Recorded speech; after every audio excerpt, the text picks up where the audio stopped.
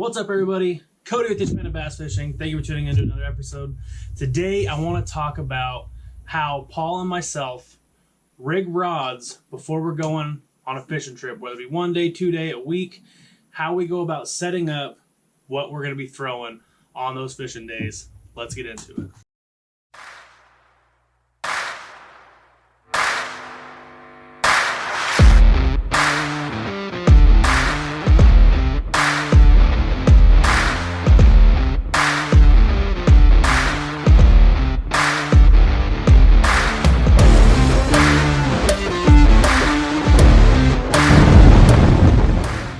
Dadgum ditch panda. So there's a lot of things to consider when you're going to rig rods. I don't know if you guys are like me and Paul, but if we've got a fishing trip planned, whether it's a day, 2 days, a week, we start talking about what we're going to throw, what colors we're going to throw, what weights we're going to throw them in a week in advance at least. And we talk about this religiously that whole week, all leading up to the fishing trip. And it all comes down to sitting and getting them all rigged up. And that's time you can utilize to rig up what you think might get the job done on that fishing trip. So you can put things in your favor a little bit. I'm going to touch a little bit on the things on Google Earth and using that to your advantage before you head to a lake, especially if it's a body of water you've never been on before. That can be really helpful. I'm not going to go super in depth though, because we're going to have a video coming out in the future all about using technology and the internet and all stuff you can do before you get to the lake you're going to be fishing at that's going to help you along the way. Let's focus on rigging rods. So first thing, you're headed out fishing. What are we going to do? How are we going to figure this out? Well, first question I always ask, don't really have to ask it, what season is it? Right now, we got a fishing trip planned. It is summer. It's hot. The water's warm. What does that tell us? Well, we know the fish are going to be everywhere probably. They're going to be shallow, they're going to be deep, which is awesome. We can catch them everywhere. Problem, small problem, you can choose from any bait in your tackle arsenal. It can be kind of confusing. So, in order to simplify things, let's break it down a little bit. Shallow. If we're going to be fishing shallow in the summertime, what are we going to be targeting?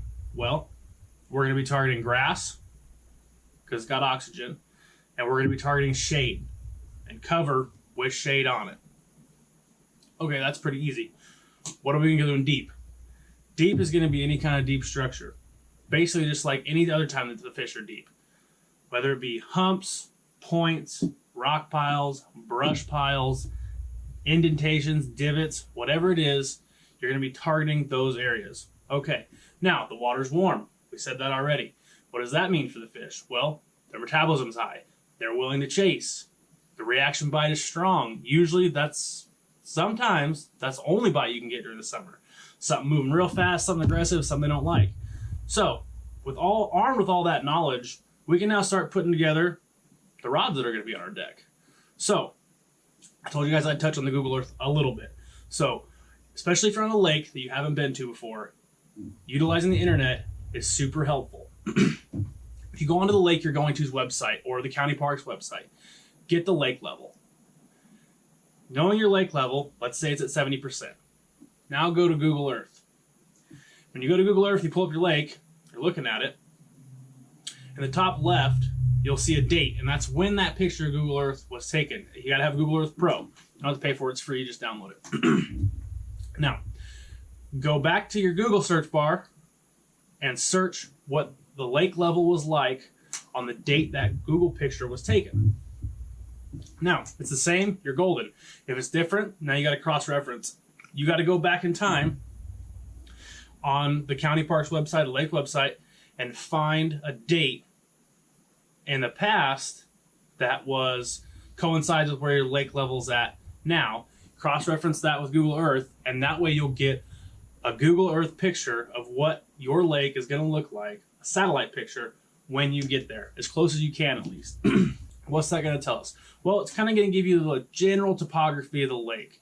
Obviously not an in-depth view, but you're going to be looking at some points. You're going to be looking at whether it's got grass. You're going to be looking, judging by what's out of the water, if they're grass flats. You can get a lot of information just by looking at that Google Earth picture. And again, we'll go into a more in-depth video for you guys on utilizing the internet and the tools you have at your house to get ready for your fishing on the lake. Now, back to rigging rods. So, reaction bite, shallow, deep. We're gonna be looking for grass shallow, shade shallow, cover shallow. Cover that's got shade especially.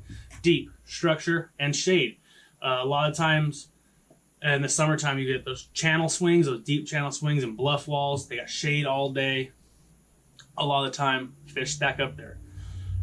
So, armed with that knowledge, we get to the lake. It's early morning. Summertime, early morning, reaction bite. What does that mean? Top water. Absolutely, there's going to be top water rods, which makes me super happy. So, summertime, I'm rigging up. Here we go. The first thing I'm throwing, I'm rigging up a wall plopper. It's going to go on my rod right now. Super annoying. They hate it. They attack it aggressively. Perfect. Reaction bite, top water, can't get any better. I'm also going to tie on, this is the River to Sea Bubble Walker. This is the 128. This is the big one. Big profile, makes a lot of noise, big cup. It walks, it rattles, it spits water. It makes them pissed off. So, they don't want this one, I'll go to this one. They don't want this one, go to this one, so on and so forth. Hopefully we can get that top water bite going with either one of these. I don't care, one of them. So you got there, there's your top water. Gotta have it, summertime, it's killer. Shallow, what do we say? Shallow grass, shallow shade.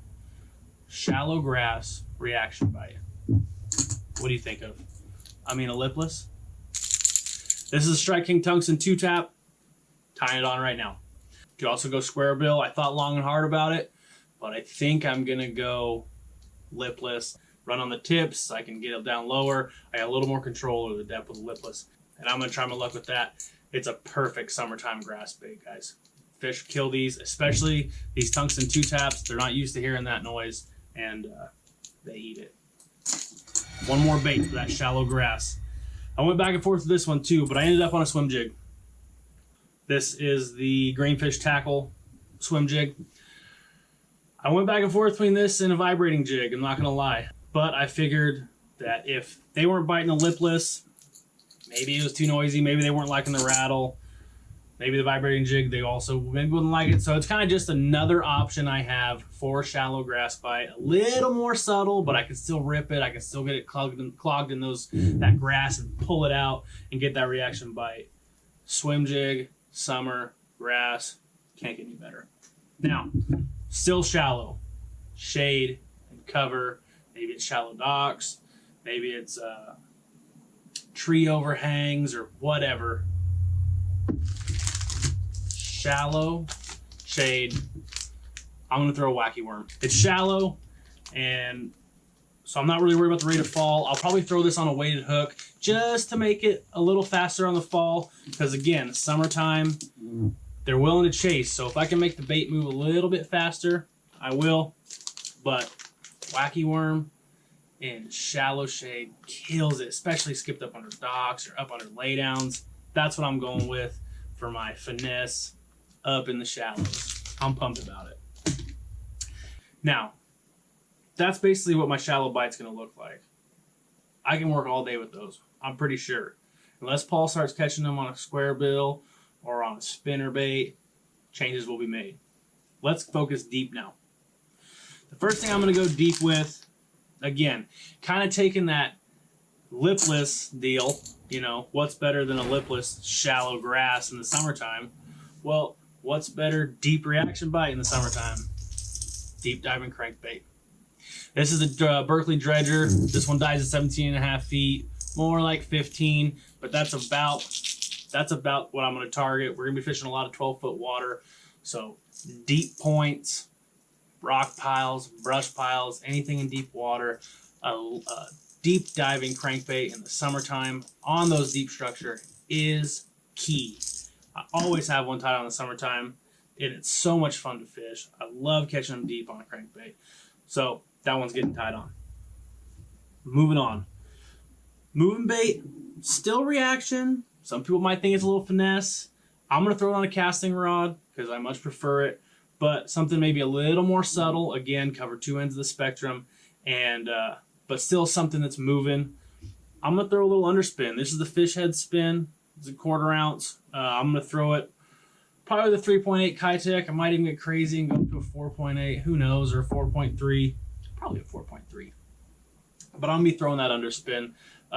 Targeting the same place as I did with the deep diamond crankbait. Just something a little less, you know, in their face, but something still moving past them pretty quick. And a little bit of flash. If I get some sunlight, I think it's gonna kill. I think that if the deep diamond crankbait's not getting bit quite as much, I'll try to go to this, and I think we can do some work with it. So something a little even more less aggressive than the underspin. I'm gonna throw a Nico rig out deep on spinning tackle. These are the Magnum shaky head worms from Zoom. I'm gonna use those real thin. You know, a lot of people use a Senko, but real thin tapered tail on these. I think it's going to get a lot more action, and I think, you know, that warm summer water, maybe that'll trigger a bite rather than just kind of a dead Senko kind of hopping along the bottom. This thing, a little more action, nail weight in the front, hook run along the back. I'm going to try to work those deep points with this Nico rig. It might even play a little bit in some of the shallow shade even, and the deeper shade for sure too. That's another good thing about the Senko Wacky. Like, if I got the patience for it, I'll throw that in the deep shade too, around those bluff walls. This is good. I'm looking forward to it. I haven't fished Nico rig in a long time, so that honestly was in part why I wanted to fish this and why it's getting rigged up, because I haven't fished in a long time, but it is a great summertime bait. It's a great bait all year round, but this should get bit no problem. The last three that are going to be rigged, I know this is a lot. You guys are kind of like, you guys get all these rods in the boat. It is a mess. What you guys can't see is the mess in the back of the boat. These last three are kind of ones that are tied on all the time. Mine and Paul's like overly confidence bait, as you might say. I got a drop shot. One of my spinning rods is going to have a drop shot tied on at all times. For whatever reason, if you get to the lake and who knows, they've been draining it. They started draining it the night before, and it's moving water. It's dropping quick. Or you had a cold front roll in that night that you didn't know about, and it shut the fish down. I'm going to have a drop shot tied on, so at least I won't have to go, you know, scrounging to get super finesse stuff tied on, which I don't think is going to be the case. Doesn't really matter. But I'm going to have a drop shot tied on for those deep fish. And even some of those finessey fish that are in laydowns and stuff, you know, we'll throw that cover shot hook, and this always gets it done, so it's going to be on. Another thing, always tied on, I'm going to be flipping. I'm going to have a flipping rod on the deck at all times, just for those high percentage areas. Again, laydowns, you know, visible rocks, little small pockets of shade, you know, those high target areas that I can flip to, mostly laydowns, because that's my favorite thing to fish. To flip, I should say. This is a net bait packer craw. I'll be flipping this. I might flip this on a slither rig. I might not just go regular Texas rig. I might use a punch skirt and do that. But I'm gonna be going heavy, guys. That's another thing. As I said before, like with the wacky worm, in summertime, all these fish, they're on that reaction bite. They want this stuff fast. So I'm probably gonna be using like a 3/4 ounce for this. So when I flip down near that lay down or by that rock pile, I want this thing to come down and crash through quick, so that they don't have a time to look at it. They just see it, boom, eat it. I got them pegged. And the last thing, it's probably gonna be in the locker, but it will always be tied on. It's pretty much tied on all year round, because it's like the thing that you hope for, or it's the thing that we hope for. Summertime's the best time to get it, but there's absolutely going to be a frog tied on. You guys already know. This is a Spro. This is the Bronzeye Dean Rojas. This is the duck color, or baby duck color. I haven't even used this color yet, but I'm going to put this one on. I might even throw it when I get there and place it on one of these other top waters. I don't know, just because we haven't been on a frog bite since last summer, and we've been itching. So that's what I'm gonna have on my rods, guys. I don't know exactly what Paul's gonna be throwing, but I know his mindset is the same as mine. He goes over this in his head as a million times, just like I do, and he settles on something, and hopefully it works. We don't have to retie all these on the boat. Sometimes that happens. Most of the time, put in your research, do your thinking, pay attention, you guys are going to be good, focusing down on what you're going to be fishing. and how at least you think the bass are going to be biting. So I hope this video is helpful for you guys. I know that we've got some comments and a lot of people that I've talked to, they want to know, how do you guys decide what you're going to fish with? How do you choose this over this? And it's really easy. I tell them, it's like, focus on what the conditions you're faced with is. And that's what we do, and make the best choices for those decisions. Thanks for watching, guys. If you haven't done so already, hit that subscribe button. Leave a like on the video. Leave a comment down below. If you want us to be annoying, hit that bell. Ding! And if you're looking for that healthy snack, delicious beef jerky, Baggable beef jerky, at Baggable on Instagram, baggable.com. Code right here, DP10. At checkout, that code gets you 10% off. Go get it. It's delicious. I don't know how many times I gotta say this. Best beef jerky on the planet. Till next time, guys. Thanks for tuning in. I'm out.